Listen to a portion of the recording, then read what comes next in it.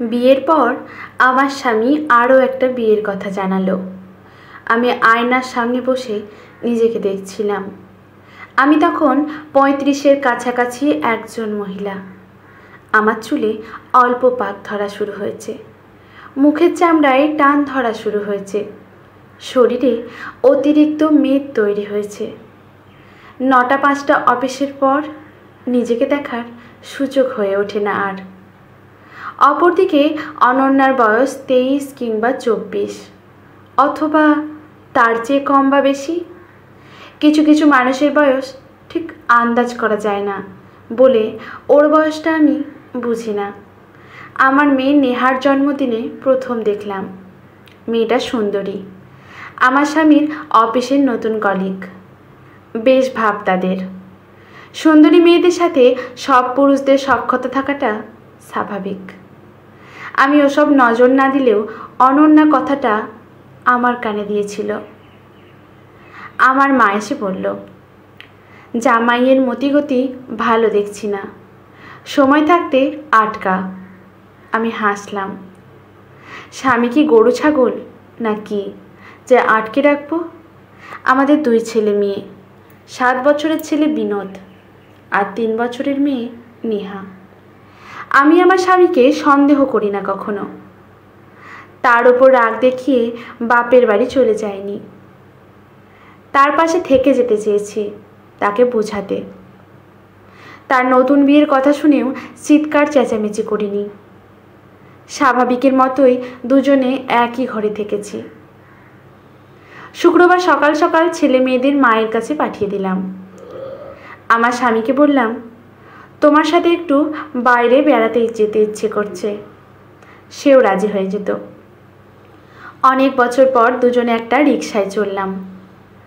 বাতাসে আমার চুলগুলো উড়ছিল। আগের দিনগুলোর মতো আমার স্বামী আর আমার চুল সরিয়ে দিচ্ছে না। আমি লজ্জাও পাচ্ছি না আর, তবে ভালো লাগছিল। আমরা শহরের একটা শিশু সদনে এসেছি।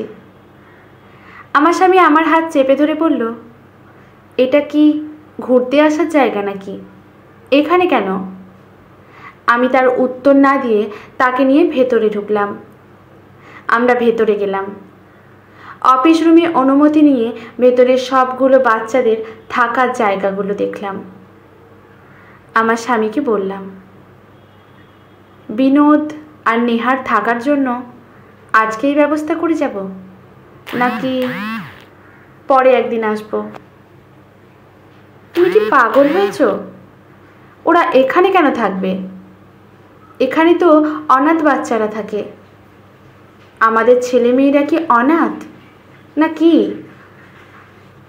তুমি আরেকটা বিয়ে করলে আমি কি বিয়ে না করে বাচ্চাদের নিয়ে থাকব? আমার বিয়ে হলে আমার স্বামী কিংবা তোমার বউ নিশ্চয়ই আমাদের বাচ্চাদের দেখবে না। তার আগেই ব্যবস্থা করে যাওয়া ভালো। ভেতরের পরিবেশ তো দেখলেই, বাড়ি গিয়ে জানাবে।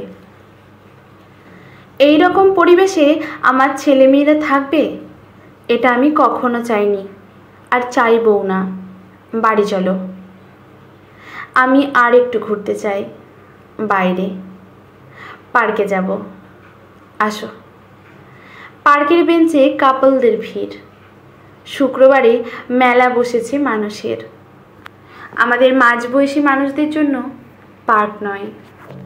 আমরা এখানে আগের বয়সের মতো বসতে পারি না। একটা খালি মতো জায়গা দেখে বসে পড়লাম। মহিমা, তুমি আরেকটা বিয়ের কথা ভাবছো? আমাকে জানাওনি তো। তুমি যখন জানালে তারপরেই ভাবলাম। আমার বয়স তো বেশি না, সবে মাত্র 35। এখন বিয়ে করলে তাও সমাজ মানবে, পরে আর মানবে না। বাকি জীবন একা থাকা যায় নাকি? তাই ভাবলাম, তুমি সত্যিই চাও আমাদের ছেলেমেয়েরা শিশু সদনে থাকুক? ওরা আমার কাছে থাকবে। আমি অনন্যাকে সব বলবো। অনন্যা তার নতুন সংসারে আমাদের ছেলে মেয়েদের নিয়ে থাকবে বলে আমার মনে হয় না। আর ছেলেমেয়েরা আমাকেই মা হিসাবে চেনে। তারা অন্য কাউকে গ্রহণ করতে পারবে বলে মনে হয় না। এতে ওদের মনের ওপর চাপ পড়বে। তার চেয়ে ওদের কথা মাথা থেকে বাদ দিয়ে চলো না দুজনে নতুন সংসার নিয়ে ভাবি। তুমি কি পাগল হয়ে গেছো? কী সব ভাবছো তুমি? ওই যে বাচ্চা মেয়েটাকে দেখো, ফুল বিক্রি করছে।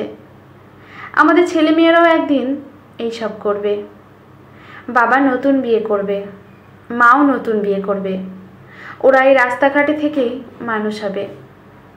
বাবা বিয়ে করে আলাদা সংসারে থাকলে মা একা ছেলে মেয়েদের মানুষ করতে পারে। তবে এই ছেলে মেয়েদের মানসিক কষ্ট তো কম হয় না। আমি এসব করতে পারবো না। তুমি তো মা, মায়েরা সব ত্যাগ করে। কেন বাবারা করতে পারে না? আমার স্বামী সেদিন চুপ ছিল।